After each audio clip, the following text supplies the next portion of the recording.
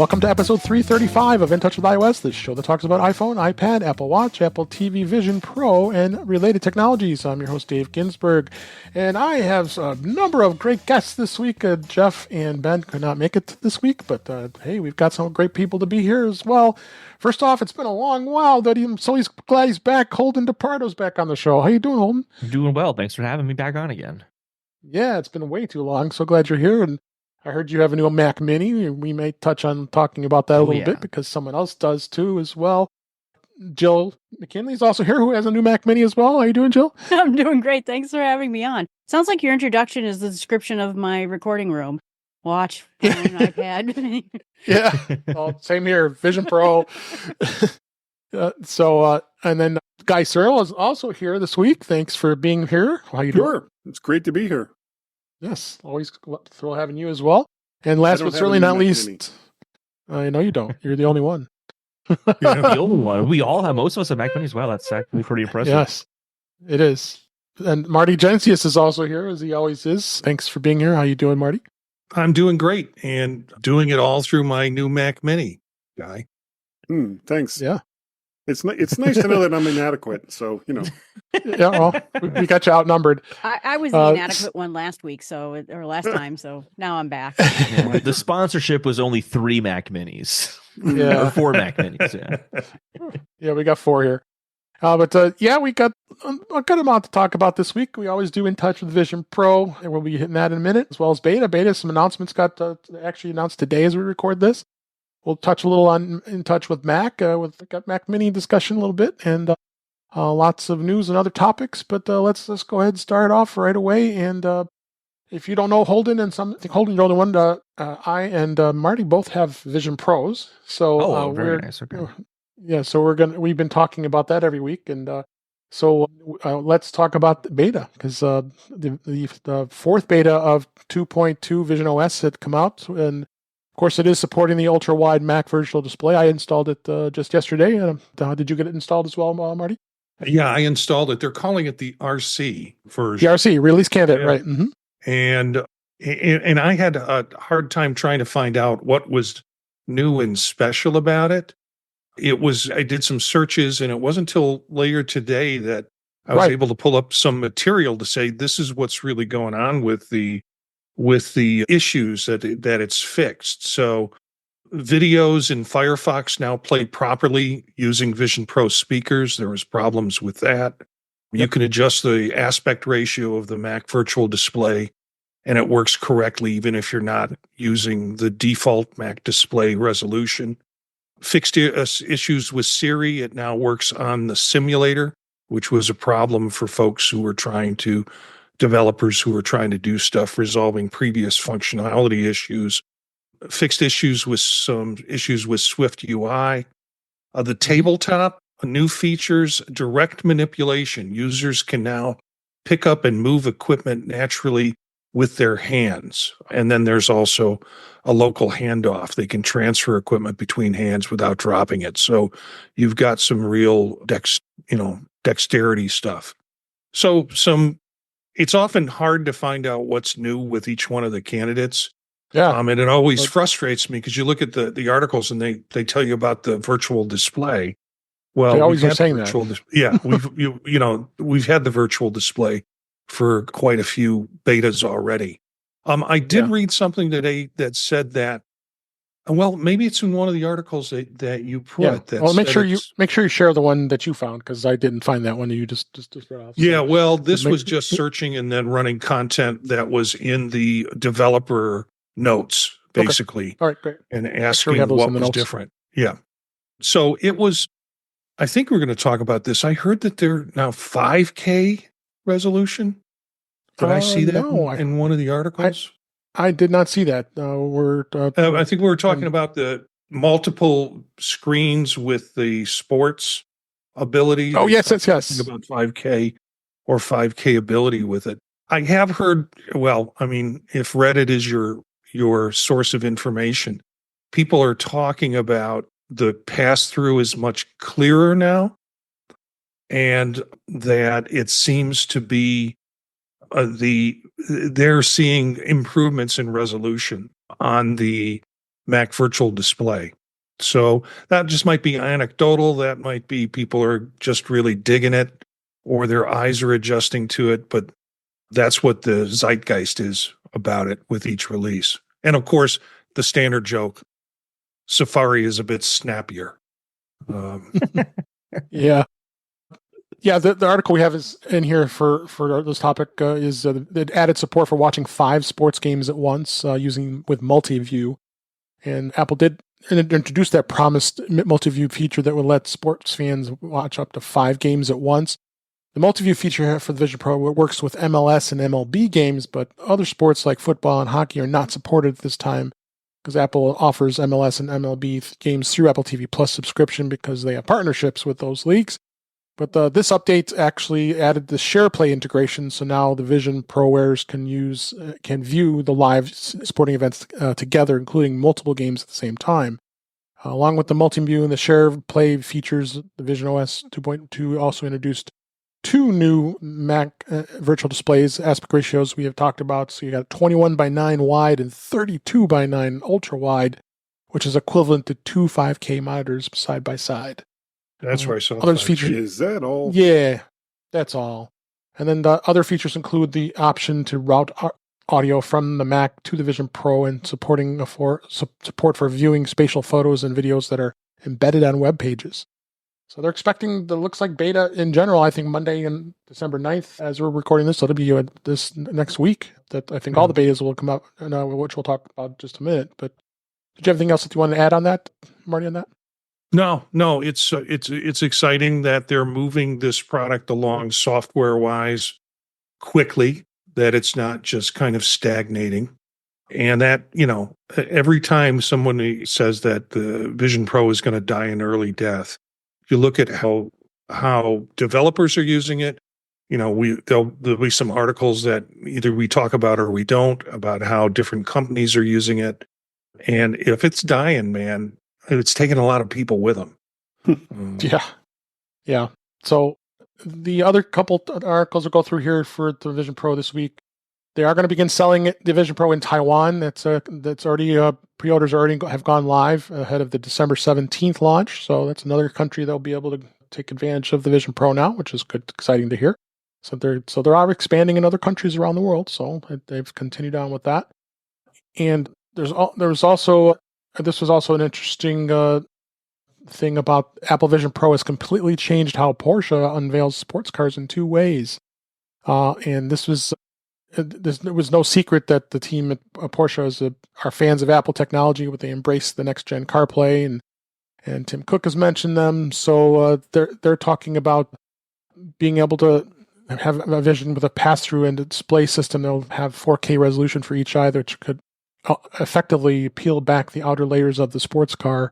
So they're doing it for design and for virtual reasons. So another company, like we talked about, Marty, with that's embracing it and trying to take advantage of it. I think they're jumping off of one of the apps of the year is JigSpace, which is the app that you can go in and take you look it up, you'll see people are doing stuff with jet engine parts coming out and flying across the room. And I think basically Porsche has gone on to the same thing. From the description of the article, it sounds like a bunch of people, 15 people with headsets on, and they're pulling engine parts out.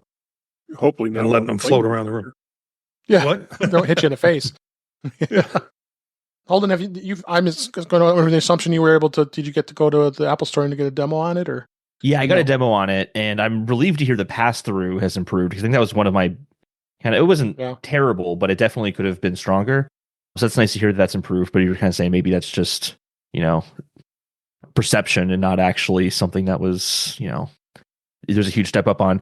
But I want to buy one, but I can't justify $3,500 to get one. So I'm excited to see Vision and just see what Vision is like. But I think this is definitely an early platform, and I think it's going to take a while before we kind of see it come to fruition on what its mainstream potential.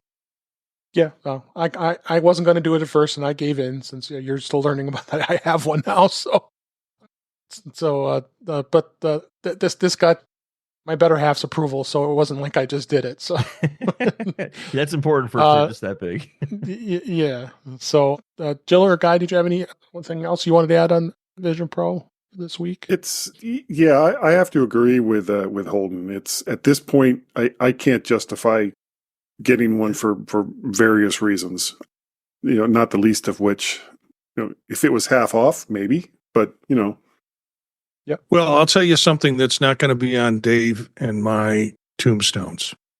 He could have had a Vision Pro. We got to tell that to Chuck Joyner too. Yeah. I'm just glad to see it's developing. I want to see it go forward. Yeah. And even though I'm not going to buy one right now, and I'm not going to buy one probably until it's much cheaper, I'm still glad to see it go forward. Well, just remember as well that the original Mac 128 was $10,000 in 1984, and the Lisa before then was even more than that. So the fact that it's still out of reach for the average consumer, I don't think is going to keep Apple from continuing to develop it as a platform, especially with how much money they've gotten into it so far. Right. Yeah. The other thing I think it's important with Vision Pro is, and this is kind of, I think, like a false comparison I think a lot of people have made online a false expectation people have had with Vision Pro is this is Apple's next iPhone. And I kind of view it as more of a spatial computing Mac than an iPhone. The iPhone would be glasses. So like this platform needs to exist so you can develop apps for the glasses. I think the two will kind of have to work together in the same way Macs and iPhones work together in that way. And so Apple needs to develop it for that reason. We're clearly going to see glasses at some point, however far that is. We have no idea, but Vision Pro will be absolutely vital to the success of glasses. I think it'll be also tied in very, very closely with iOS as well. Mm-hmm. Yeah.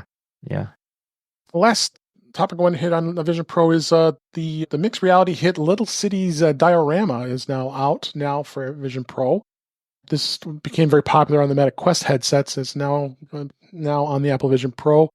It offers an all-new version. Notably, it blends your real-world environment with a virtual city that you create. Considering the mixed reality fidelity on the Vision Pro, this would probably be one of the best versions of Little Cities.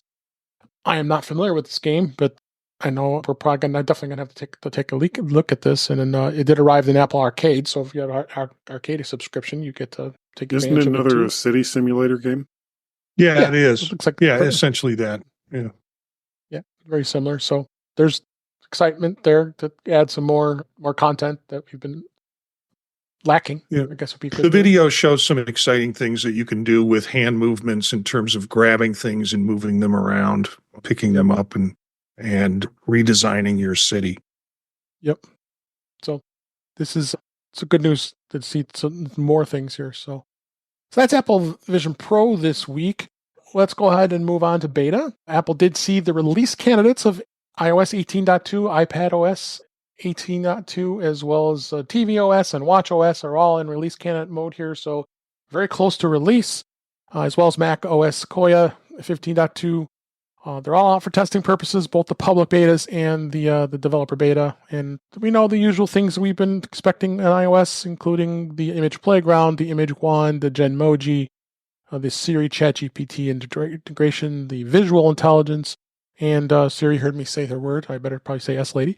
And more languages is added, as well as you are going to be, if you had been testing Apple Intelligence and are opted in, you'll have access to the writing tools, the ChatGPT integration, and visual intelligence automatically. So that you'll be added to that wait list, and as a developer, and hopefully we'll be able to check more of that out. So, but we got a lot of new things that are coming out. That you have the beta on there, Holden. What have you been thinking? How that's been going? I've been using the beta since they came out for iOS 18. I like the Genmoji feature a lot. I'm very excited to kind of see what happens once everyone has that and can share them on, social media and all that. I think that'll be fun.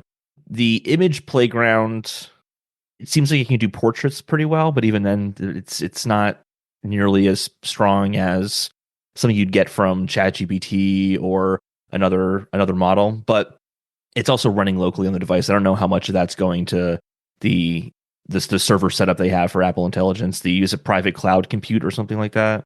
I forget what they called it. So I think like that could use a little bit of work, but I'm really enjoying the Genmoji. I use ChatGPT, so it's kind of nice to have my account actually like baked into the Siri interface.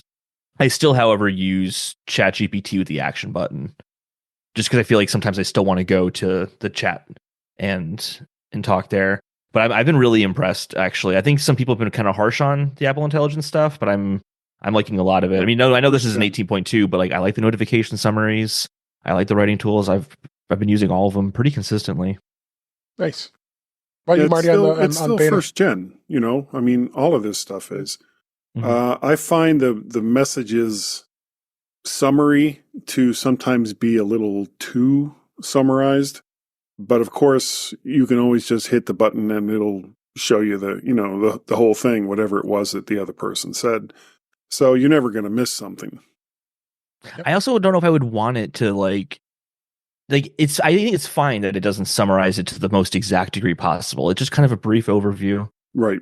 And then I think it does a good job of that. Although sometimes the summary is the opposite of what was said, or isn't like it's not right, but those things will get worked out. Yes. Yeah. Yep. Anything you want to add, Marty? Yeah, Holden, I'm sorry, I'm not a fan of Genmoji. The image. I'm not offended. I mean, I like everything else that's coming out from it except Genmoji and actually Image Playground. Image Playground, when I want to choose a particular picture of a particular age, it always just offers up me 30 years ago. And that doesn't really represent me when I want me. It's kind of nice. I did a image playground of my wife, and she looks absolutely nothing like she looks now because it pulled a picture from God knows when, earlier times. So but I do like all the other stuff, all the kind of the message summaries. I get threads of messages during the day when I'm not checking my email, and it's, this thread is going down a rat hole that I'm not even interested in the first post. And getting that tells me I can just swipe that out right away. And I take care of a whole bunch of frustration. So there are things I really like about the text things that are happening with 18.2. And as I think Guy tried to say, this is really an initial. It'll get better. Mm-hmm. Yeah. Especially, does anyone believe that ChatGPT will be the heart of this forever, or that Apple is working on their own artificial intelligence program? I have Apple Intelligence. I think it'll be both. I think what will end up ultimately happening is that there's a lot of models that exist, not like as many as there are apps or anything like that, but I think it might be warranted at a certain point to open up the App Store where you can download or have like a section of the App Store dedicated to these AI agents, because some of them are tailored for more specific experiences, and I can see them incorporating that into writing tools. So like I've written some scripts just for personal hobbies, and I find that if I use ChatGPT to like work with that, it doesn't quite know how to work with a script, but there are agents where I think they call them agents within ChatGPT, or different GPTs that are like screenwriting based. And I wouldn't be surprised if in the future we can kind of like have things like that built into the writing tools downloaded from the App Store. So if I'm working on a screenplay or I'm coding, like those writing tools will be tailored for those kinds of writing experiences. So I think it'll expand. And then Apple will also do their own thing for privacy reasons. Yeah, they don't play well with others all the time. Not always, but they have to now because the antitrust stuff. Yeah.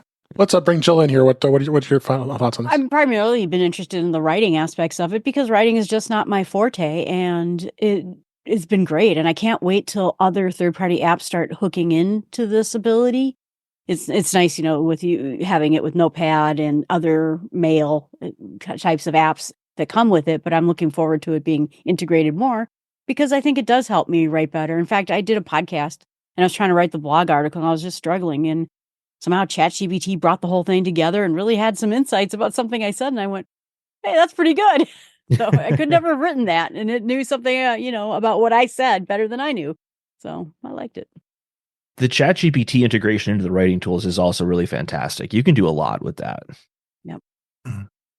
Yep. Yeah, my fantasy about this is more down Guy's train of thinking. I think Apple is training ChatGPT's replacement, and it's Apple. Because the way it's set up, things that Apple doesn't answer or doesn't feel like it can answer, it offers you to go out to ChatGPT. It makes your contact information anonymous. It goes out to ChatGPT. ChatGPT generates an answer, goes to Apple, and then comes back to you. I think Apple's learning what it doesn't know by what people are doing to go out to ChatGPT, and they'll build on that for their infrastructure. So there'll be less reliance on it. And Holden, you brought up the idea of agents. I think little I know about those are very cool. They're like people that work for you that you tell them, this is what I want you to do. You send them out and do their thing, and then they come back with their specific task, and then it's all incorporated into whatever you want to do. And I think that's maybe where you'll be able to see opportunities to buy through the App Store those kinds of patches that fit in with AI. And then Apple will get that great 30% cut on anything related. Yeah. So what? Apple? Well, no. Nah. They're a charity. So, yeah. That's in Europe they are. Yeah. Not for long. Who knows? Yeah. So that's iOS 18 and 18.2 as well as iPadOS 18.2. Just briefly mention tvOS is going to be out soon. That's 18.2. Not much to talk about there. watchOS 11.2. One notable thing that was discovered that they are going to be able to do is now watchOS 11.2 is going to let you pause iPhone video with the camera remote app.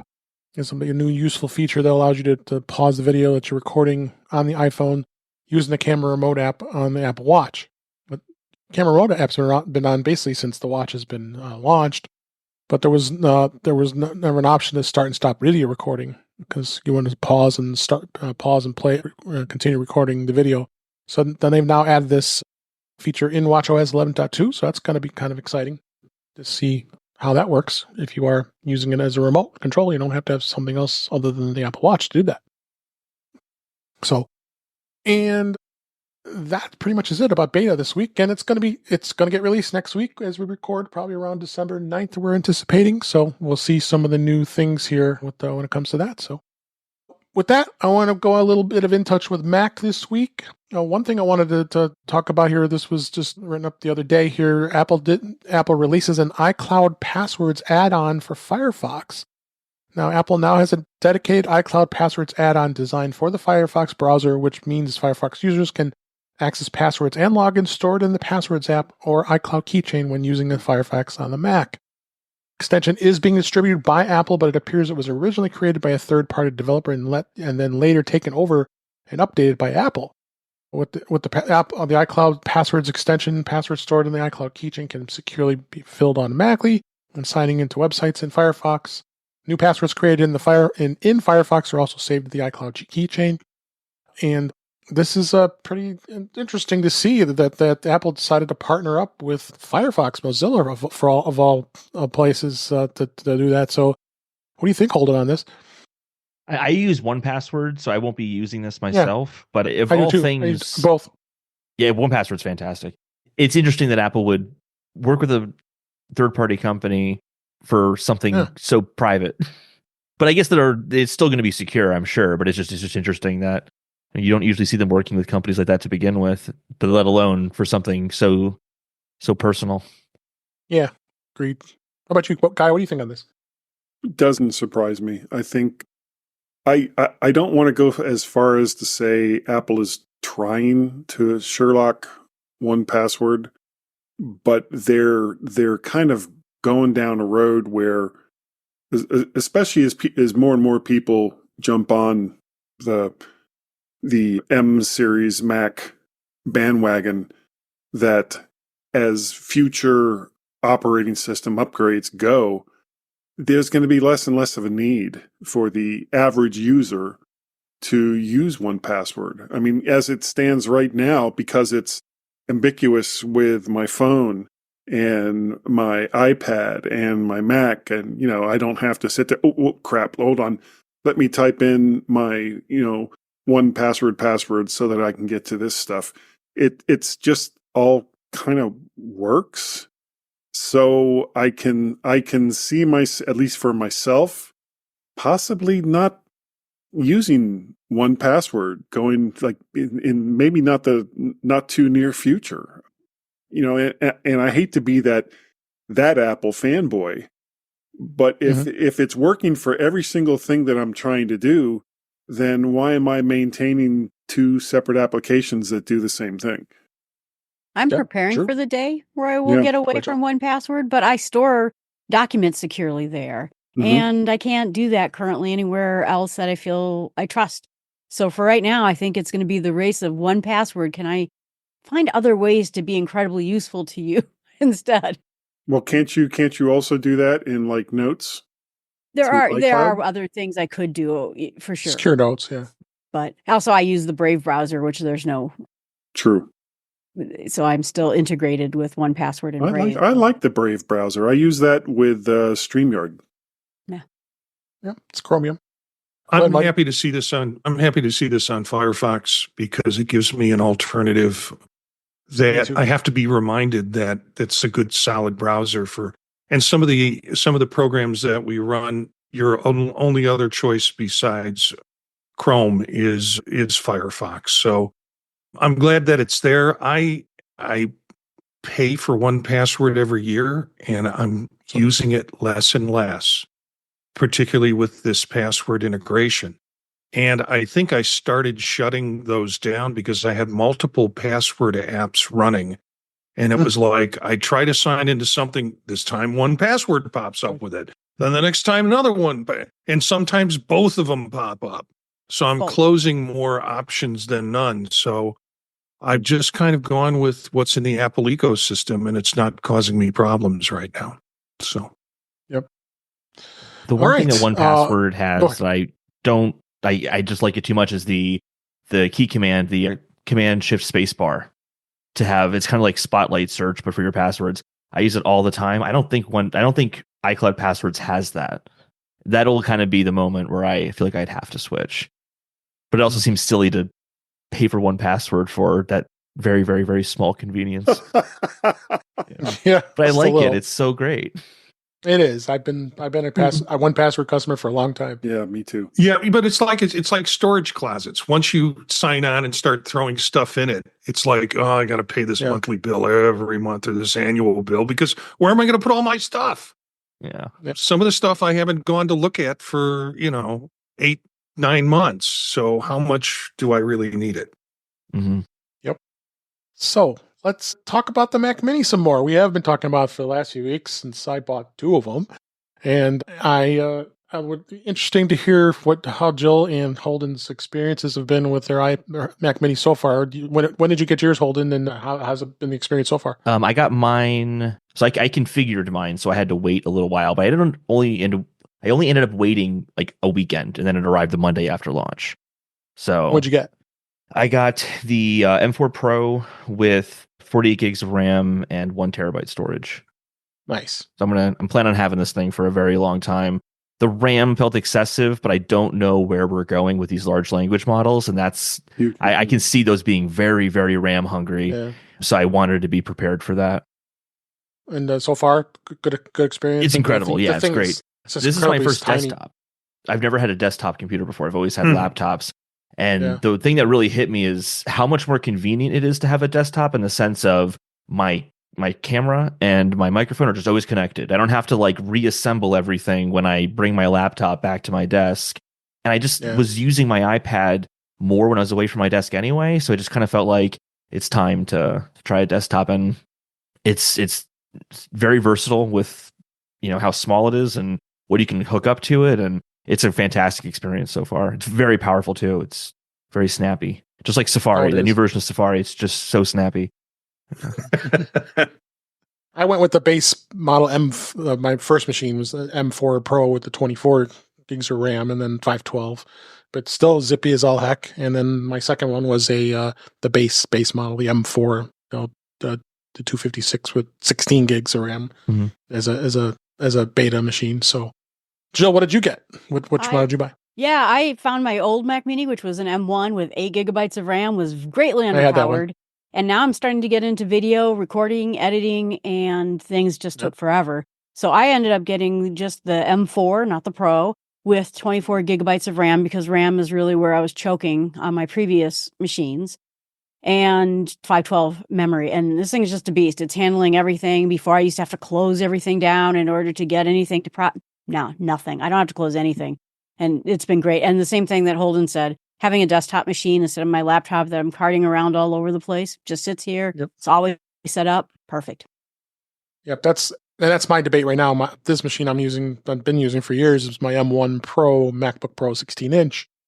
Very, very good machine, and still can get great performance out of it.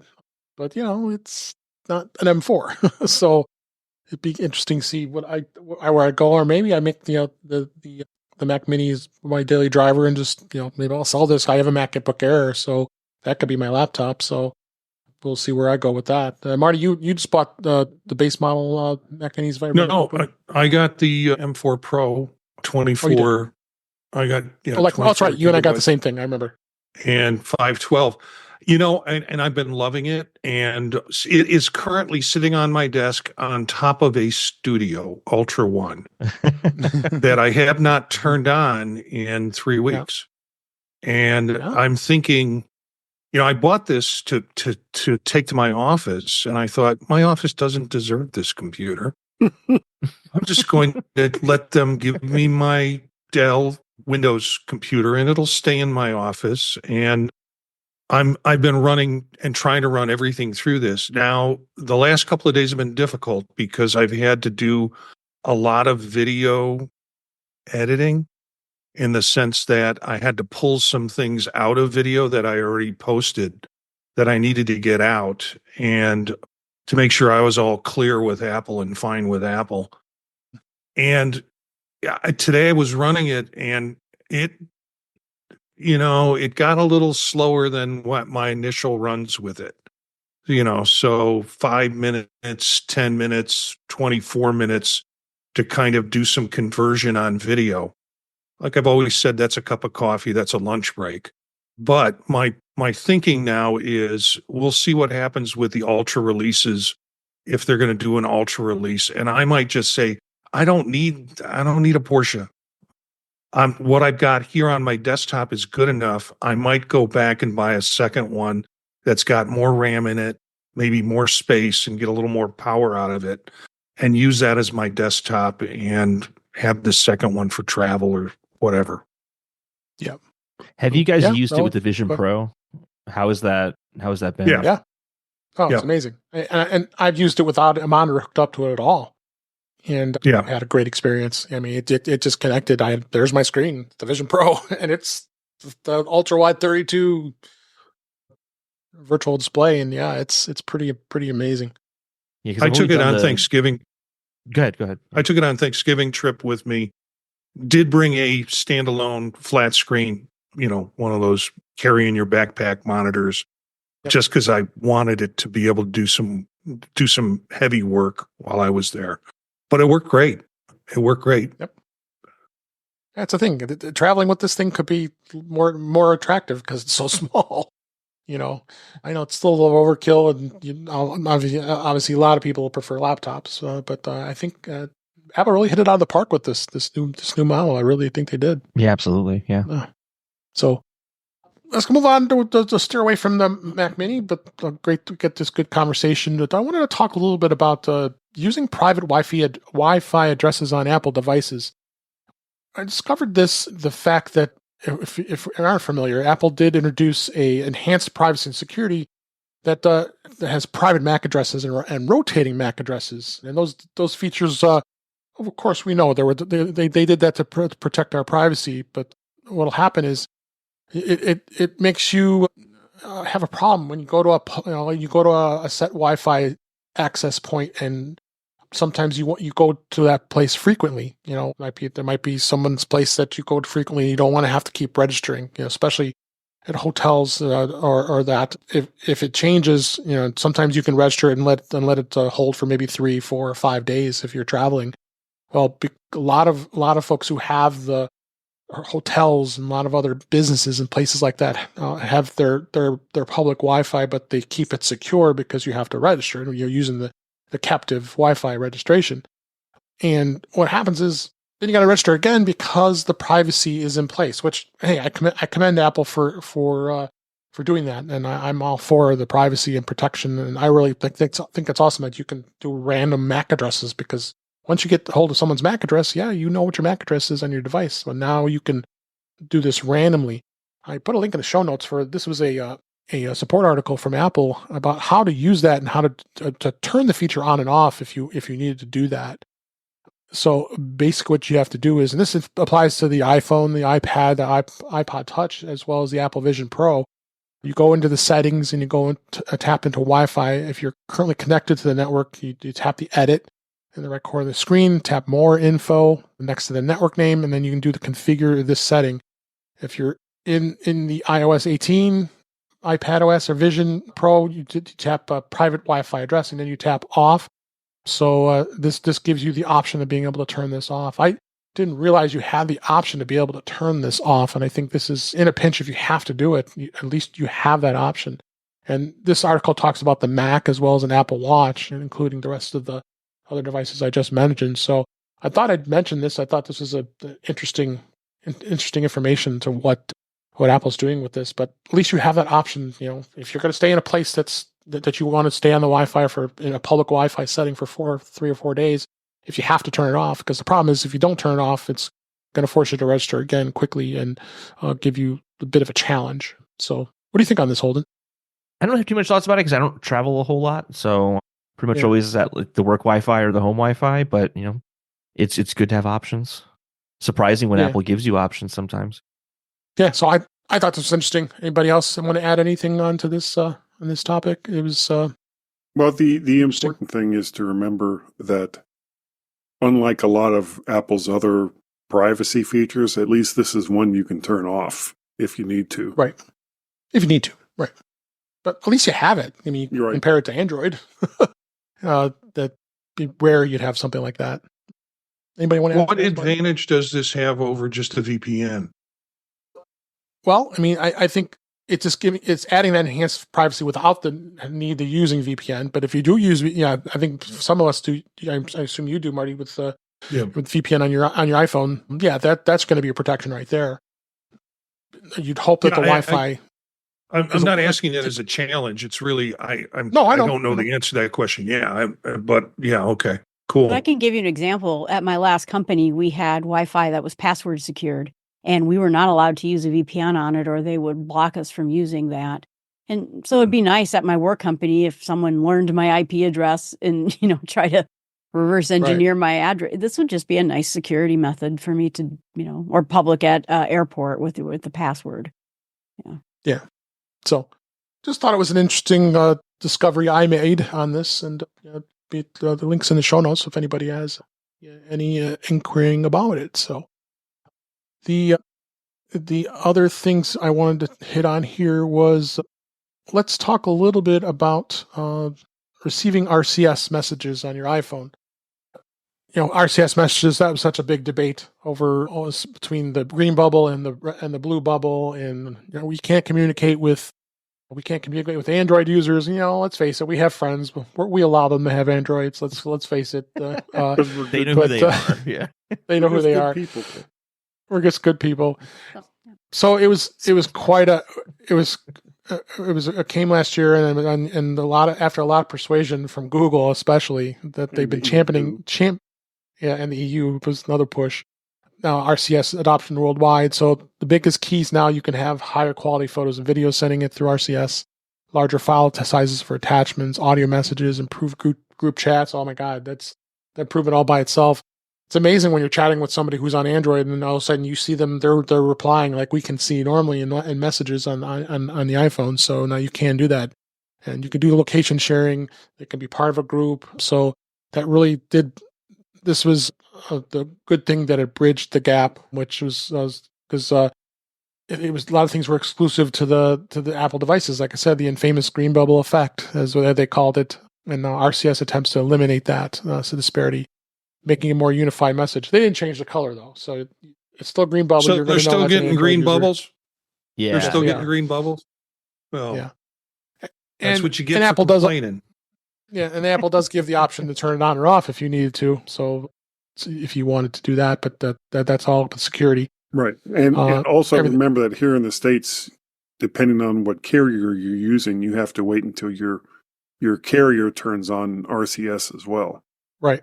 The carrier has to be it. But if you're with the big three, T-Mobile, Verizon, or AT&T, you have no problems. Some of the MVNO providers I know, Mint Mobile is finally getting it, if they haven't already got it already. And some of the other MVNO carriers are following suit. So it's good to see that they're adopting it. So just a good overview of what RCS is all about and why it's so important. I think that Apple finally embraced this, don't you think? I do wish that it was, and maybe it changed in a more recent beta and I just didn't pay attention, but it'd be really great if it worked with group messaging, because that's where I really want it the most, is group messaging. Agreed. I don't have a lot of people that I know that have Android phones, except for this one group chat that I'm in where there's just the one person.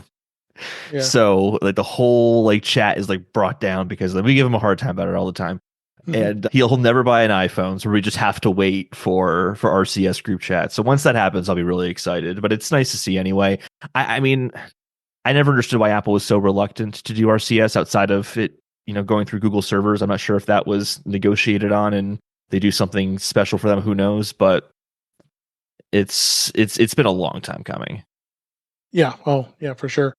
And how can you tell if you're using RCS? It will actually, a simple way of sending is in the message app. You'll see RCS at the top of the conversation window as soon as you type the number of someone who's not using an Apple device. And then where's the future? Apple isn't going to just stop at implementing RCS. They plan on working with Google and other members of the the GSMA, Global Systems for Mobile Communications Association, to further improve the RCS standard worldwide. So if anything would happen here, you're getting Apple of all the big companies getting involved here to make that the RCS is going to evolve even more with this. Well, I lost my last last Android friend because my brother switched over to Apple, so now I just don't even need it anymore. That's the best. That's the best solution right there. It is, really is. Yeah, just go with all Apple people. Yeah, just to decide your friends based on which phones they have. Right. Yeah. Yeah. I'm part of a mixed family where half of us have Android and half of us have Apple. And after this Thanksgiving get together with about 30 people, my nephew from the Philippines and I sat down and said, let's forget this. Let's just do a WhatsApp group. And so we got everybody on a WhatsApp group. So we're now non-denominational as far as our phones are concerned. Yeah. I thought you were going to abandon your family, but okay. Yeah. He held an intervention first. It wasn't successful, and he just got to move on. Yeah. So another thing I wanted to hit on is this article was out a couple weeks ago here, but I thought it's still pertinent to talk about. We just talked about the Mac Mini, and this is kind of a perfect companion, as we can consider it as a perfect companion device to the Apple Vision Pro. But you got to get the right battery pack. That's a big problem here because you're going to need some way to power the Mac Mini, or unless you're going to be sitting by a power outlet all the time. Well, they found this no-name product. It's called from the Papapoya store, and I question that. But still, I think I thought it was interesting to see if it's the type of product that potentially could be something that you can do. Basically, it's a portable laptop power bank. It's 100 watts of AC power. It's got the AC outlet, goes at 72 watts, that's 20,000 milliamps, and then a portable charger as well for your laptop. It's a mouthful, but basically you're creating yourself a portable Mac Mini, and this battery is basically the size of the Mac Mini. You're starting to see more bases and hubs and things like that are out there. They're much smaller than the old style Mac Mini. But you were just talking about this and with Vision Pro previous there, but this is something you could possibly do, seeking getting a battery like this. I think it's still going to be a while yet before you're going to find a good one. This one, I think it's not even available anymore. So probably this article generated so much interest that I don't think it's in stock anymore. So, what do you think on this, Marty? I know we had talked about this previous, but I thought I missed it. I think it's cool. I mean, I've got some 100-watt. That makes me think whether or not I can try and power my Mac Mini with it. Just to go to a coffee shop and sit in the middle table, as far away from an outlet, and just power that sucker up with your Vision Pro headset on, do it just for that. I think it's pretty cool. I'd like to see more product following the design, and I'm looking at it right now. Yeah, it's got 25 ratings reviews on Amazon. That's 4.5 stars. So yeah, it's going to be available January 19th through the 21st. So they haven't even thought about making mine yet. Yeah. So I'll still have a link in the show notes to take a look at that and maybe purchase it from Amazon. So, well, I think you all are making a terrible, terrible mistake, and that you should go with a reputable company like Temu. Temu. Very high quality, always on brand. Exactly. That serious look on guy's face. Why we're cracking up there. Oh my gosh. This does sound good for an airplane. Like if you think about using a laptop on those little trays on a plane, it's always terrible. I'm always so afraid that the person will go back and crush my laptop screen. Well, when I had a laptop at least. So I feel like this would actually probably be the best way to use your Mac on a plane. Yeah. Yeah. I actually have something like this and I camp with it. And so I'm sitting in my little tent with all my nerd stuff and it's great. That does sound great. All her nerd stuff. Well, I just pushed the button on it, so I'll you ordered it, yes. Well, it won't be for a while.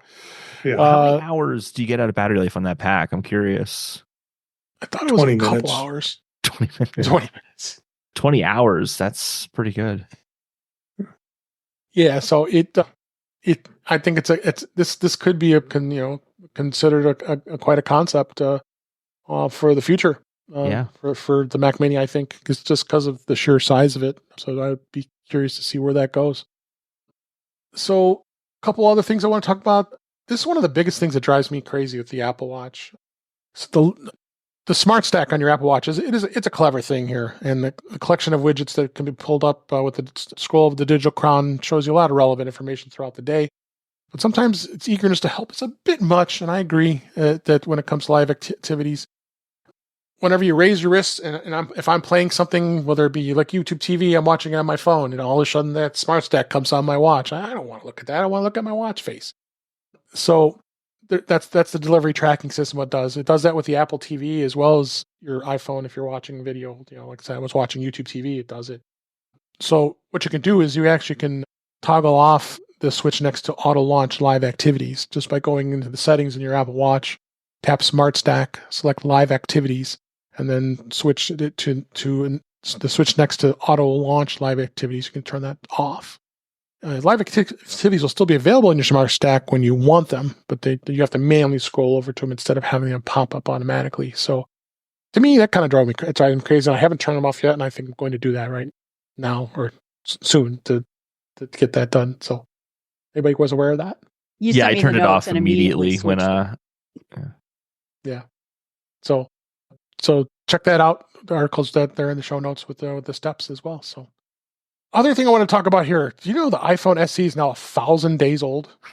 It's been that long since Apple released the SE, which was in March 8th, 2022. So that's over 2 years ago. Almost 3 years now, getting close. Doesn't it? And it still has a home button. If we remember, I had the original SE, that small little guy. I think, did you have that guy, or did your wife have that? My wife still has one with the home button, and I'm trying to talk her into joining the 21st century, but she's resisting so far. So she likes the home button, and I don't. I think Face ID is just so much easier to use. I don't know. She's still. I think it's a Gen 2 that she's on as well. And I get the feeling at least you got the Gen 2. Yeah, Gen 1 would be a little long in the tooth. That when the next one comes out, the next iPhone SE comes out, that the home buttons, that's going to be like the last gasp of the home button is the second gen SE. So Well, she's going forward. She's going to have to make the decision to just get a newer phone, because she also doesn't like the great big phones. Mm-hmm. yeah, well, understandable. But Yeah. you still can get, an iPhone 16. And it's the small size, and it's not terribly much bigger than that one. So, but the rumor has it is the SE4 is going to probably be powered by an A18 Bionic chip and much more RAM, 8 gigs. And of course, the major change would be the USB-C, getting away from the Lightning connector, and maybe some camera upgrades in the horizon. But I think Apple would be smart to update this model, only because there are consumers out there who just don't want to spend the money on the more expensive 16. Yep. And I don't say I blame them. I mean, this is probably going to start like around $499. I would anticipate they're probably that's usually their price point on the SEs. So, but if you're in the market today for one, I would say wait. Like the article says, absolutely, wait. yeah. Don't even try at this point. I'm waiting. This is a travel phone for me, because I don't want to take my big honking expensive phone somewhere where I'm going to be with crowds or in a large city, and with the risk of it being stolen or whatever. This is less of a risk in terms of theft, and easily much more portable. It'll take my ecosystem with me, so I can still use my ecosystem off that phone, but without all of the other stuff that goes with it. So yeah. So the value good info compared to the 15 and 14 is huge too. I mean, talking about having an A18 chip for $500, 8 gigs or of RAM. less. Mm-hmm. Yeah, and it's that's like, why would you buy a 14 at that point unless you really want the additional camera? But I feel like if you're buying a 14, latest and greatest isn't really what you're going after anyway. Or better camera system is what you're going after anyway. You're really going more for longevity and just getting something for cheap and having it last as long as possible. And it's going to be a steal for a while, but it will also be available probably for more than 1,000 days. So, but do you think that the screen size on a new SE is going to be as big as the smaller 14 or 15? I think yes, because it'll probably be more cost effective to use the same chassis as opposed to having an assembly just for like a 13 mini chassis or something like that to bring a smaller form factor. That'd be my guess, at least. Yeah, that makes sense. So, wait till we hear next year. That's all. I think that'd be a good tip for you to don't be going out and buying a new SE right now. All right, let's get some of the news here this week before we wrap up. Let's talk a little bit about Tim Cook. He opened up about some AI plans, about Vision Pro's future, as well as more he talked about in an interview with Wired Magazine. It was an in-depth interview and asking questions about AI, Vision Pro sales, pre-recorded keynotes that they do, and more. He has a couple quotes he has in here, like right now the technology is good enough where we can deliver it to the people and change their lives. That's what they're focused on. We keep pulling the strings to see where it takes us. So, and he gets real deep into a lot of this stuff, and one of the big things that he said, they asked him if the Vision Pro ultimately headed towards mixed reality glasses like Meta and Snap, and then he said yes, it's a progression over time into terms of what happens with form factors. AR is a huge deal. With Vision Pro, we've progressed to what is clearly the most advanced technology we've ever done, and I think the most advanced technology in the world in terms of electronics problems, and we'll see where it goes. So, to me, I can keep going on here, but there's a lot. I'm going to be reading everything here, but to me, that sounds to me that they're all in with Vision Pro. And absolutely, yeah. With this, and it's not going to go like the way of the Newton. One thing that's funny is people go on about like the haters online kind of go on about how it hasn't been selling that well, yada yada. But it seems to be pretty much in line with everything we were expecting before, because we always kind of got through the rumor channels to like, this is the expectation of sales for Apple Vision Pro, and it seems like it's in line with what we were kind of hearing through those rumor chains before. So I feel like Apple's happy with what they're seeing with Vision Pro. I mean, they must know that a $3,500 headset's not going to sell like an iPhone. or even a Mac. I mean, they know that, but they can't come out and say at the announcement, it's a magical device, but only for hobbyists and early adopters and no one else. They're not going to come out and say it like that. Well, remember as well that Apple doesn't release sales figures. So anyone who's making specific claims about sales figures for the Vision Pro doesn't, they don't know their ass from a hole in the ground, because there are no sales figures. Yeah. Yeah. So one other thing that was interesting, they asked and they queried, will Apple ever return to live presentations? Of course, they learned during the COVID pandemic that the audience is primarily online and very few people can fit into the theater, and they wanted to have more people engaged in the announcement itself. So you can do that a lot more productively on tape, and then you can do live because of the transitions on stage and so forth. Tim Cook did say that he does miss it. Yeah, he does miss it a lot, but he says that he's asked about how long he sees himself as remaining as Apple CEO. He says, now more than I am used to. And then he says, and I'll do it until the voice in my head says it's time. And then I'll go focus on what my next chapter looks like. But it's hard to imagine life without Apple, because my life has been wrapped up in this company since 1998 and the overwhelming majority of my adult life. And so I love it. So, and go ahead. He's not the showman that Jobs was, but then who could be?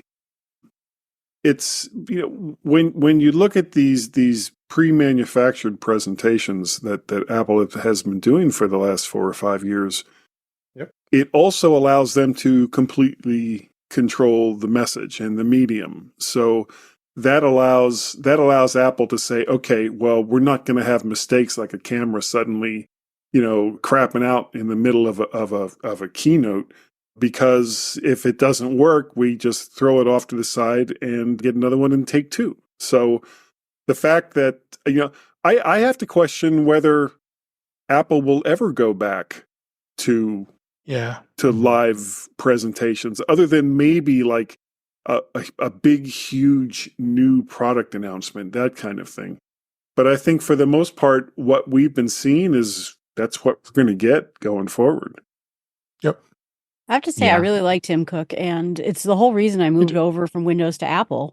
There were a lot of decisions that were made in the past, like we're not going to put a CD-ROM in because it will affect the look of the machine or something like that. Yeah. And I haven't had any of those with Tim Cook. I just, every time he comes up with a decision, or Apple comes up with a decision, I think great leadership. And so I'm excited about that article, but I'm excited, for him to continue, because I think he's moved it forward.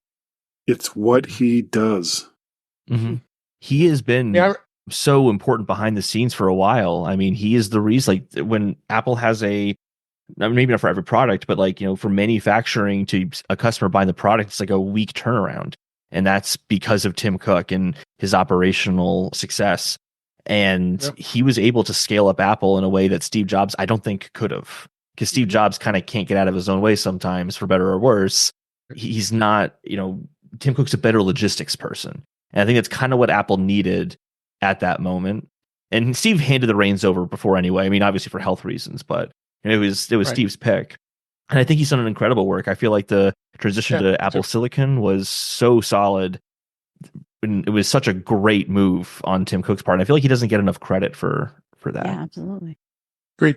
All right, a couple more news stories before we wrap up here. Apple Card savings account has got another interest rate cut. So Apple and Goldman Sachs have announced this actually happened a couple days ago here, as of this week, that another rate cut. We're down to 3.90% APY, down from 4.10. Drastic decrease there, but hey, just the way things go with the banking world and the Federal Reserve, the lowering interest rates, and they have to adjust and all that stuff. So no surprise here that this is happening again, and we still have to wonder, when is this partnership going to ever end? Because they were talking about this for getting close to 2 years now, that it was going Apple to possibly becomes its end. own bank. Right. I don't know. It might be tough. Yeah, so, I woke up this morning to this news. Yep. And that was one of the first things that popped up on my phone, and I just was I just wish we had a worse economy that was worse, because then the interest rates would go up and I'd make more money. Can't we get back to the old days when we had bad economies and high Right. returns? Make America worse again. That's the new slogan. It's right? okay if everybody else is miserable as long as my interest rates are high. Yeah. Yeah. Yeah. So that is what it is there. Another story here that your Apple Music Replay yearly recap for 2024 is now available. Apple does this year in review montage for the year. And you view yours at replay.music.apple.com or Apple for Apple Music subscribers. New to this year is in the Apple Music app on iOS 18 or later. You can now tap to watch their replay without even leaving the Music app. While Apple Music Replay will continuously tracks the music you are listening to all year round in a monthly playlist. At the end of the year, it also debuts a yearly recap. It's a carousel featuring all the different genres you've listened to and what was the most you listened, how many hours, what songs you listened to. Somehow my wife is still linked to my music account because Taylor Swift came up again. Well, I have a HomePod for my pet bird, and he apparently likes Amy Grant and Madonna, loves pop rock and show tunes. So I watched his favorite rehits this Only year. we can Nice. combine them. Nice. So if you want to see what you listened for the year on Apple Music, there's your option there. Anybody have anything? All right. And finally, you have another driver's license support wallet that's expanding. Now that any users who live in the state of New Mexico are now able to add their driver's license and IDs to the Apple Wallet app on the iPhone or the Apple Watch. New Mexico residents can now add their state ID and on the wallet, opening up, tap the plus button, follow the instructions. As we know, the digital IDs can be used at select TSA checkpoints across the United States and use it as a form of identification. But you know what? I still, to this day, I would probably still keep my physical driver's license on me at all times. I like to You really want to drive a out. cop crazy? Put your driver's license on a Apple Watch Ultra and don't have your physical one and say, no, look, it's right there. There it is. That's my driver's license. Yeah. Do they have to take your Glasses, watch old to man. the car, like in the back? Like they take your watch. Yeah. Yeah. So currently in the United States, you have Arizona, Colorado, Georgia, Maryland, Hawaii, California, Ohio, Iowa, and New Mexico. So Marty, have you done it? Oh, yeah. I've got it and have not looked at it since I put it on. Really? How many times have you been arrested for speeding? And you had to present it. Yeah, I had no reason to pull it out. Okay. Yeah, there you go. Yeah. So other states are pending implementation is Connecticut, Kentucky, Oklahoma, Utah, Montana, and West Virginia are looking to implement that. So none of the big states yet. Illinois is still missing, my home state. Nope, nothing in Virginia. I don't think Rhode Island has it. I don't think Rhode Island doesn't. Wisconsin has it. No, we don't have it. I don't. I don't think we have it. So Wisconsin does not have it. Right? Yeah, we don't. Yeah. So, oh well. How long ago did they announce this? It was a few years ago. Oh, it's been at least 4 years. Oh, 4? I guess governments just don't move as fast as technology for some reason. They don't. Although Illinois is starting to become more, it's becoming more progressed because now we have a younger Secretary of State now, so he's been implementing a lot of technology change. So you'd think that more states would want to jump onto this, though, because I'm assuming it probably streamlines a lot of processes on their end. Oh, yeah, for sure. Marty, do you know what it's like to renew a license? Is it the same exact process, or do you do that through the phone now? I haven't looked into the wallet stuff too much because it's not. No. This just gives you an alternative. It's not It's not an official state sanctioned kind of license. It's just real ID. Yeah. Gotcha. Okay. Yeah. We had to get our IDs converted and reapply to become so it made my ID a real ID, so it complied with TSAs. If you didn't do that, then you wouldn't be able to be using it as a form of identification. You would have to use passport. They keep pushing the date for that back.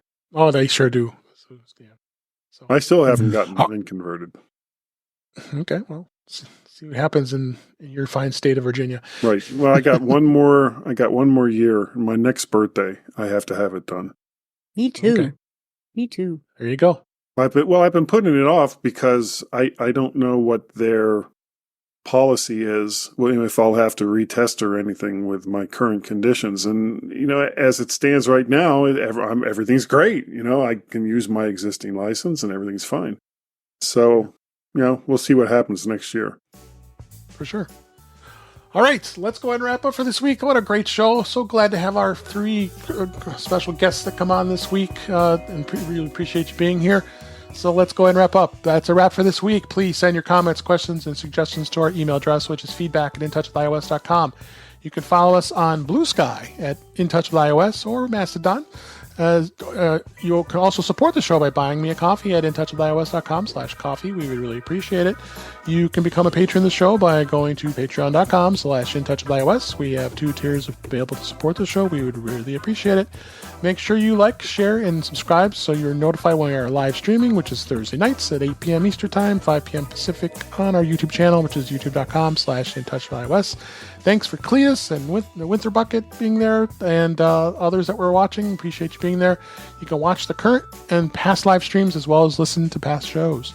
Visit In Touch with iOS magazine on Flipboard, where many of the topics we discussed are flipped into that magazine. The link is in our show notes.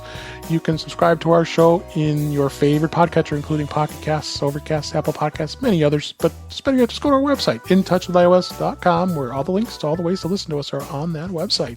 I am Dave Ginsburg. You can find me on Blue Sky and Mastodon at DaveG65. Holden DePardo, thank you so much for being here. It was really a pleasure. Thank you for having me.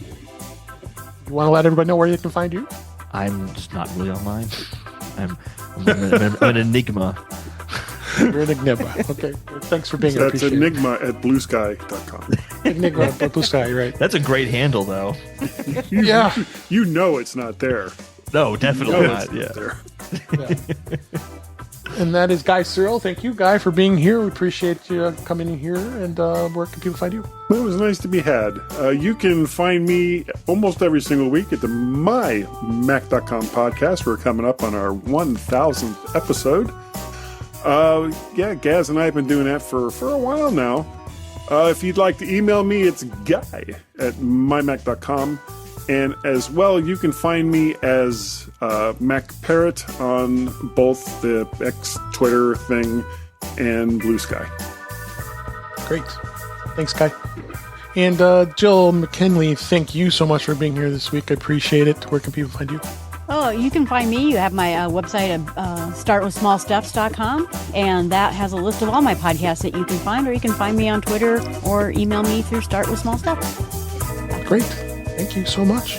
Last but certainly not least, thank you so much, Marty Jencius, for always being here. You're such a great part of the show. Appreciate it. Where can people find you? On Tuesday nights with Chuck Joyner as regular there with Mac Voices Live, and of course Thursdays here with Dave, and I appreciate you having me here.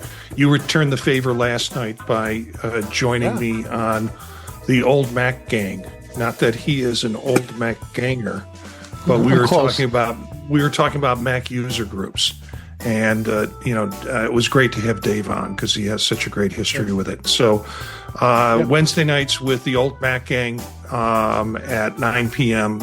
Streamed on YouTube and then on all the other services. And then Vision Profiles on Monday nights with Eric Bolden. We stream at 9 o'clock, and we just having a great time with that. I've been having a great time doing the research and finding out stuff about it. And so look for us there at 9 o'clock, Vision Profiles on Monday night, or on any of the backup services where you can find the shows. There you go. Thanks again. Appreciate it. And we appreciate you listening, watching, and joining us for this show. We always appreciate it and have a blast doing it. But until next time, thanks for listening, thanks for watching, and we'll talk again soon.